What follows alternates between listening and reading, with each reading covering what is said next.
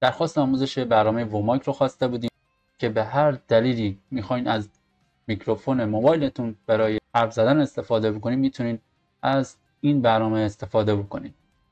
قبلش خوشحال میشم کانال رو سابسکرایب کنید و ویدیو رو لایک بکنید و هر آموزش درخواستی که دارین حتما کامنت بذارین که ویدیوی مربوط به اون توی کانال قرار داده بشه.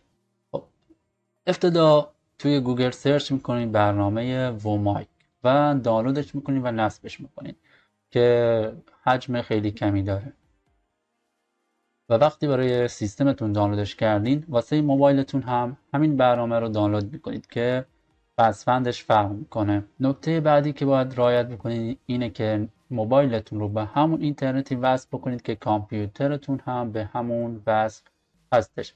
البته که میتونید بدون اینترنت از طریق کابل USB هم این ارتباط رو انجام بدین و ازش استفاده بکنید. میریم روی موبایل. اولین کاری که باید بکنید اینترنتتون رو به همون اینترنت کامپیوتر متصل بکنید. فیلتر شکنتون رو قطع بکنین حتما و برید تو برنامه ومای که توی گوشی نصب کردین.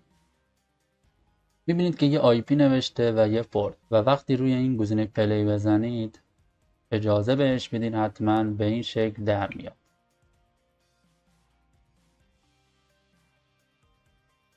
داخل میرین سراغ کامپیوتر و کانکت رو میزنید. ببینید از اینجا از طریق بلوتوث میشه، USB میشه و وای فای دایرکت هم میشه که ما میخوایم از طریق وای فای این کار رو انجام بدیم. همون IP که توی گوشی نوشته رو باید اینجا وارد بکنیم.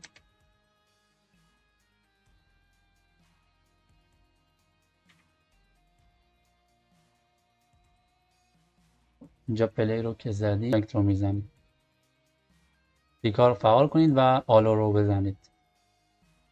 میبینید که اینجا نوشته کانکتر و توی موبایل هم چراغش از آبی به سبز تبدیل میشه و می نویسه کانکت.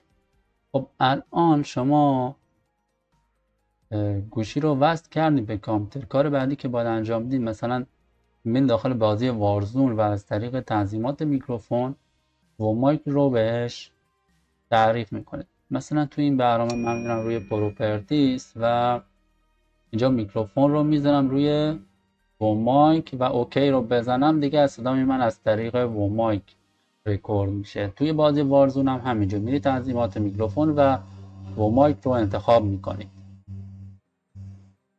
اگه جای مشکلی داشتین حتما کامنت بذارین که بررسیش بکنم و هر ویدیوی آموزشی که درخواست دارین حتما کامنت بذارین که ویدیوی اون رو حتما توی کانالم آپلود میکنم. آموزش بعدی بدرود.